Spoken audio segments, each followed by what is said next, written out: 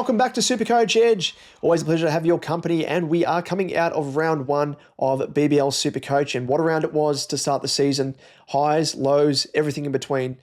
Myself, well, I'll speak about my team in a moment, but I was, I guess overall, pretty happy in terms of the way things finished up, albeit it could have been a much, much higher score than what it was had I not faded a particular player who's an all-rounder and I thought may not have been bowling this time around, and I'm probably giving away as to who that player is. But before we jump into things, if you have been enjoying our content, the best way to let us know on YouTube is to hit that subscribe button. So we thank you very, very much in advance. And likewise, if you are tuning into the audio podcast, we would appreciate a 5-star. That would be incredible rating. And also, if you have a bit of time up your sleeve, please feel free to give us a review. And with that, let us jump across to our team and see how we scored.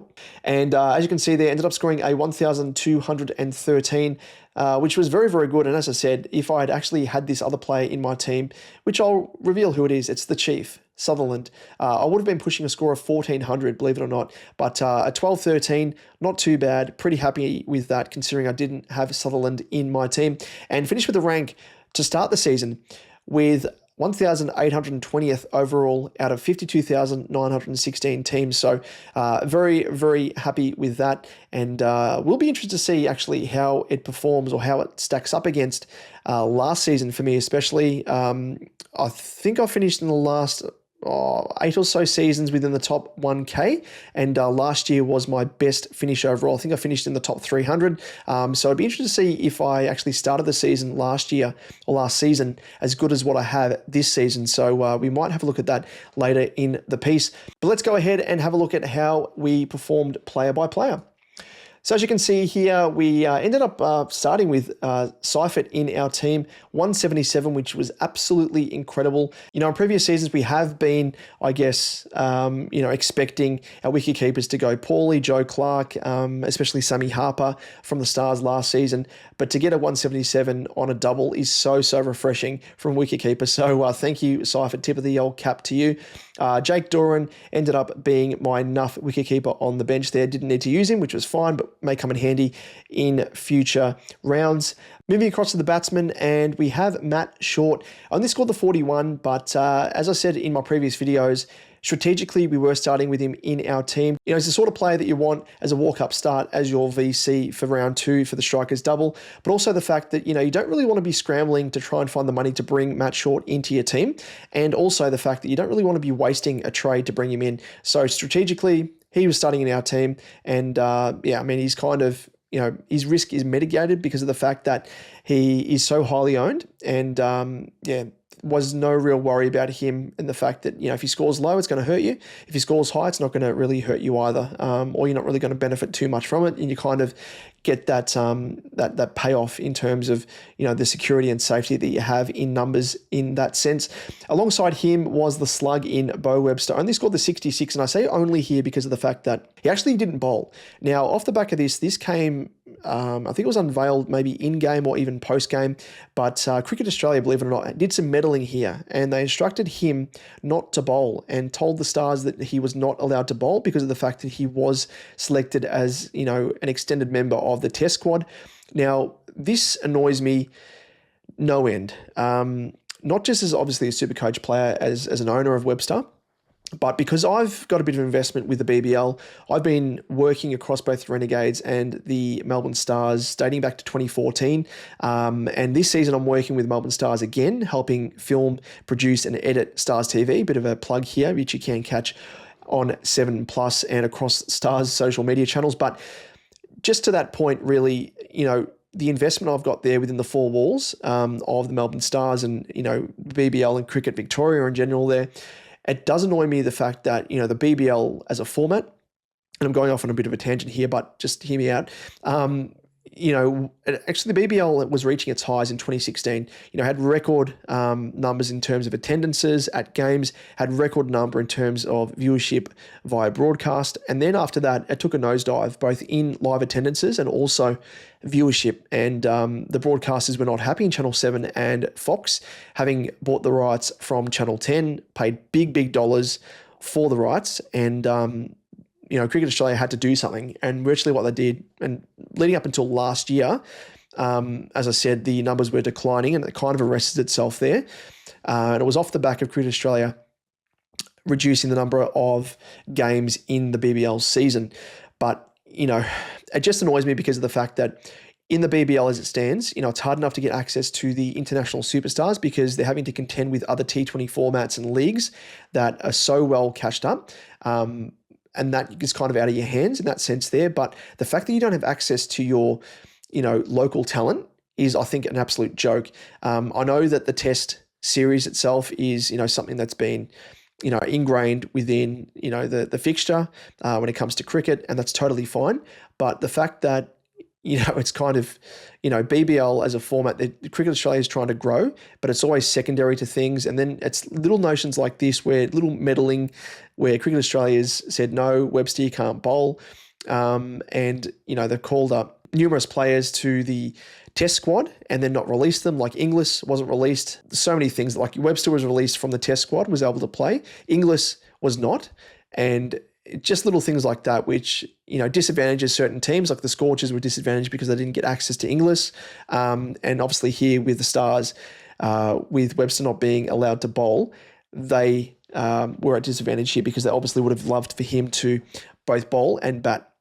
But anyway, that's by the by. I just wanted to get that off my chest because it really, really does annoy me with the BBL as a format and the fact that Cricket Australia has just absolutely taken the absolute mick out of out of the game, really. But anyway, back into our team. So we ended up having Tom Curran as our VC alongside Slug Webster, and ended up scoring 104, Tom Curran, as our VC. He was always the option strategically going into this week as our VC, and the 104 was a handy sight to see. Alongside him, another Melbourne Stars player as well in Marcus Stoinis scored a 133, the old Stoinberg, and it's been a bit of a breath of fresh air, I will say, because in previous seasons he's been the burn man Stoinis. He's been at a very, very juicy price point, sort of low risk, high reward, but really hasn't been rewarding us at all with the bat or especially with the ball because he hasn't been bowling. Whereas this season, first game in, bang, he's got the captaincy, he's bowling himself. Probably helped as well that Maxi wasn't playing, so they needed an extra, person to roll the arm over. But the 133 was very, very nice to see. And we had also, rounding us out in the batsman category, was Solzman from the Thunder as our non-playing player, Nuff player, and ended up putting the captaincy on him to claim Curran's VC score doubled.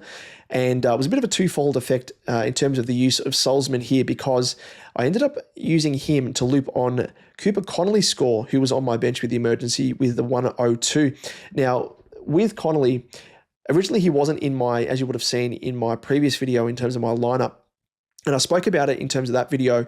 I called it my final team reveal, with final being inverted commas, because with a little bit of an asterisk, because as I said, players will be dropped out of squads, and with the finalised teams and stuff, there are surprises, as we know. So I ended up changing Bazley to Connolly because Connolly was pushed up the order. I think he batted at 3, and I thought that was a really good opportunity for him to score, some nice runs, but also, knew that he was going to be bowling as well. So he's virtually a nice dual position player that we didn't or couldn't miss out on in this opportunity here, especially in the first game of the round with the emergency. The risk was mitigated here because he was on the bench with the emergency, ended up scoring that 102, so ended up looping on that very, very nice score. Now, also on the bench, we had Sammy Constas, the young dynamo, the absolute superstar, 101. Ended up scoring, and as it turned out, I actually switched Bazley back into my team via Constas, and then I thought twice and thought better of it, and I'm thankful that I did because I was like, you know what, I don't want to miss out on Constas. Bazley had the unreliability about him in terms of not knowing if he was going to actually make the strikers team first and foremost, but also the fact that Constas had really nice form going into the BBL, scoring the ton in the Prime Minister's 11, and obviously in Shield cricket as well. So ended up repaying that faith with the 101, and I think he had the fastest 50 for the Thunder in their history as well. So this lad has been rewarded with a call up to the test team in recent days. So all the very best to him, but it does mean that he will be unavailable for round 3 onwards, unless he is released from the test team, which I don't think will happen. I think they'll give him a fair crack, you would hope, at least anyway, more than what they have allowed Mick Sweeney, the poor fella. But all the very best to Constance. But as I said, he will be available for round 2 for the Thunder's game, and then he will be thrown to the Wolves, hopefully not, in terms of going to the test team. Next up, we have the bowlers and Jai Richardson. Now, I spoke about him in previous videos in terms of him being absolute value here. Last year he was battling with form, which came off the back of injuries, and he was very, very severely underpriced to the tune of 40 to 50K, and rewarded us with a nice score of 103. And looked really, really good in terms of, his form line. Looked to be back in the sort of form that we know and love from Richo. So that was great to see. Another value player, and a bit of a pot at that, in Tom Rogers from the Renegades, ended up scoring a 117. I think he ended up having 3 to 4 wickets in the end. And I was surprised to see he was actually below 10% ownership heading into the season. That may have increased ever so slightly when the round kicked off, but 117 from an absolute pod was great to see, and that plan couldn't have been executed any better by good old Tommy Rogers. So hopefully you jumped on board off the back of my analysis. In terms of other Renegades players, I did have another couple, and one of which was Fergus O'Neill. Now, good old Fergie, he ended up scoring a 125 in the end, which was incredible, but it was looking like dire straits after the first game. I think he was almost single digits, and I was actually kicking myself, and I'm like, I kind of looked at his form line across the Shield, the last 2 to 3 games that he played last season for the Renegades, it looked really good as well. So there was enough signs to suggest that he could have started this season with some nice form, and thankfully he arrested that slide in the second game of the round for the Renegades. Ended up finishing with the score of 125, as I said, and was an incredible selection in the end. So I tipped the old cap to you, Fergie, and I'm sorry for doubting you. Alongside him, though, Adam Zampa ended up scoring a 36 and just really was below par, below expectations. The only thing that saved us here is the fact that he is so highly owned, as I spoke about earlier. The risk there is mitigated because it not only affects you, but it affects the majority of the competition compared to if he was a pod. It was very, very disappointing, but when you put it in the context of, speaking about value selections in terms of Jai Richardson, Tom Rogers from the Renegades and Zampa, getting 2 out of 3 correct, we'll take it. So Zampa, a bit of a failure there, but is what it is. And finishing us off on field here for the bowlers is Hamish McKenzie. Ended up finishing with a score of 42.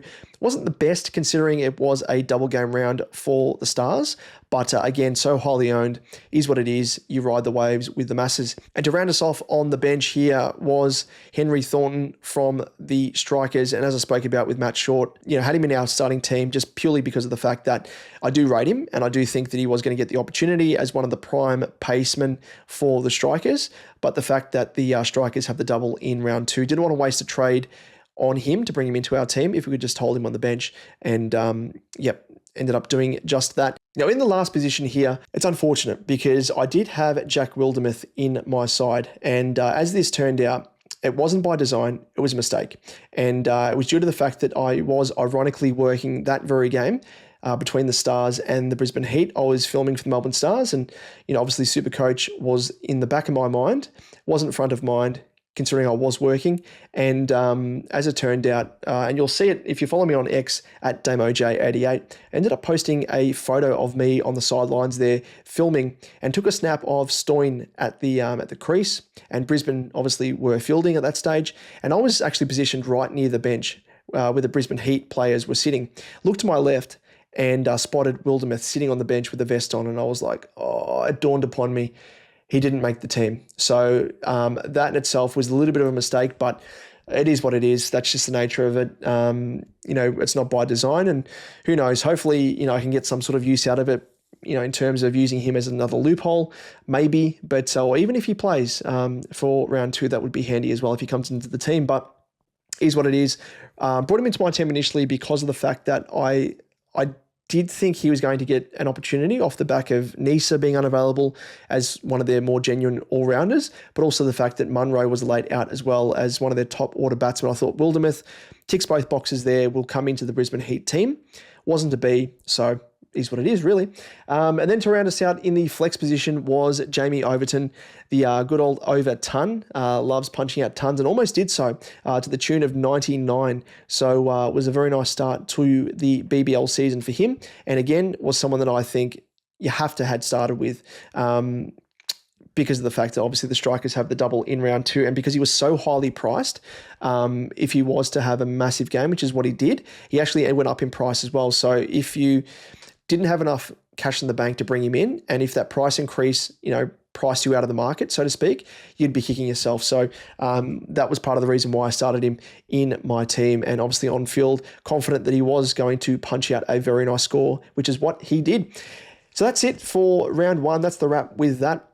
Let us jump across now to have a look at how we're positioned for round 2. As I record this, round 2 has kicked off. The first game of the round was tonight between the Stars and the Strikers, who I spoke of in terms of having the double game round for this round. So let's have a look at, in terms of the trades that I've made, and I guess how we're positioned for the remainder of the round. Now, as you can see below me here, if you're watching us on YouTube, the code for our BBL SuperCoach Open League is 977381. If you have yet to join our Open League, please feel free to do so. It is free, entirely free to do so. 977381. I think we have a couple of hundred people involved in this Open League, which is incredible to see. So get behind it. Bit of fun, bit of banter, all that sort of stuff. So let us jump into our team and how we're looking for round 2.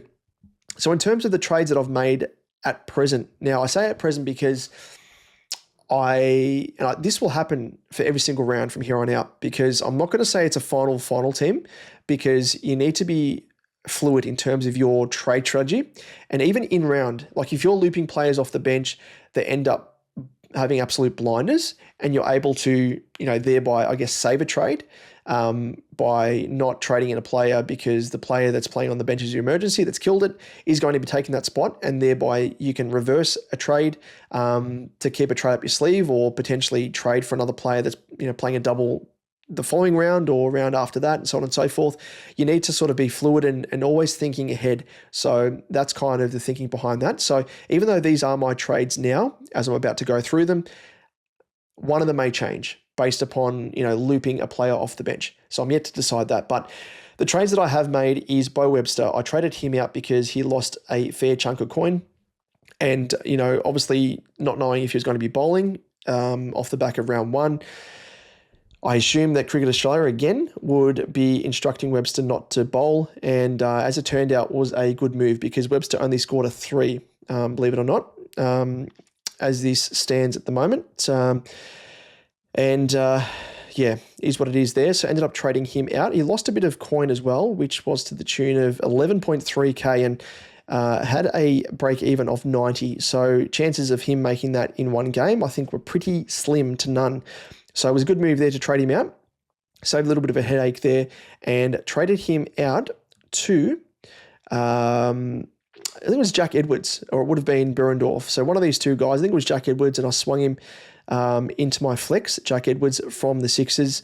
Part of the reason why I've brought him into my team is, first and foremost, he's got a low break even at 22, and he's got a very, very nice roll. As we saw in the first round, I think he batted around about 3 or thereabouts, Jack Edwards, and was able to roll the arm over as well and get a wicket. So incredible player, and the sort of player that I think you could probably keep in your team for most of the year. To me, he kind of screams, that the Hayden Kerr type player from the Sixers of previous seasons. And speaking of Kerr, he actually went down injured last round in round 1. So I don't know if he is available for round 2, but I do think that, the world's his oyster in terms of Jack Edwards and the opportunity that he can have. So he scored a 75 in his first game, 37 with the bat, and picked up 20 points via the wicket that he got, a strike rate bonus of 10, and 8 points via dot balls. So a score of 75 and with a break even, as I said, of 22, he is someone that is going to go up in price. And thinking ahead to round 3, when the Sixers have the double, I think, why not bring him in a round early? No real harm in that. Other players that I traded out was Tom Rogers, someone that I would have probably otherwise liked to have had in my team, but just conscious of the fact that the Renegades have the bye in round 3, the very next round. I think it's kind of a waste. If you're trading him, if you're keeping him this round, you're going to have to trade him next round. So why not go early? His break-even's at 12, so it is achievable. In all likelihood, probably will go up in price, but I think in terms of that price point that he was at, or is at, of 126.6k, it just allows me to, bring in a player of equivalent value. And one of those players was Jack Edwards, but likewise as well, Jake Berendorf. Because Jason Berendorf, I should say, not Jake, Jake the Snake. Berendorf had a very, very nice start to the season, scored a 78, went up 5.7k in price as well. His break-evens are 92, but of course, Perth, the Scorchers, they are on a double game round for round 2. So here's someone that I pinpointed as a must-have, as, I guess in terms of any player that you can select, or, if you had infinite money, you'd want to have this guy in your team for a double alongside Joe Richardson. So 166.5k comes at a hefty price tag, which means that you have to trade out someone of equivalent value. Obviously, Webster, 153.4 helped me get there. And then, as I said, with Tom Rogers as well, 126.6, trading him to Jack Edwards with a little bit of coin in the bank allowed me to do both of those moves. Other one that I traded out was Hamish McKenzie. And he was ruled out of this game between the Stars and the Strikers because he sustained a rib injury in round 1. I was going to keep him in my team with the view set that the Stars obviously have a double coming up again, but there is no guarantee that he's going to actually come back fit for the double game round. So I was like, you know what, I want to just trade him out. So I ended up trading him to Basley, and I spoke about him obviously in terms of my starting team. Brought him into my team because he was so highly, traded in. But you'll see in a moment strategically why I've done this as well. To kind of, get 2 bites of the cherry here. Basley only scored a 16 in this first game against the Stars, but I've actually put Basley on the bench as my loophole player. So, if he was to come out and smash it against the Stars, I would have locked in his score and looped him on field. But as it's turned out with a score of 16, it's a little bit awkward. He could easily, triple that score and finish with a score of around about 50 come the end of this round for the second game of the round. But I think with a score of 16, didn't bowl at all as well. That's the other big thing to note. And that's the other thing I was worried about because he only bowled the 1 over in the first round. And I was like, you know what, with Short taking up a couple of extra overs as well. They've got Pope, they've got Overton, they've got Thornton. Do they really need Basley to roll the arm over, which is what they didn't really, because he didn't bowl at all this game. So, reading between the lines, is he going to bowl in the second game of this round? Probably not. For me, I'm happy enough to leave him on the bench. Comes in, I think he was pushed up the order for this game against the Stars. I think he came in around about 5th or 6th.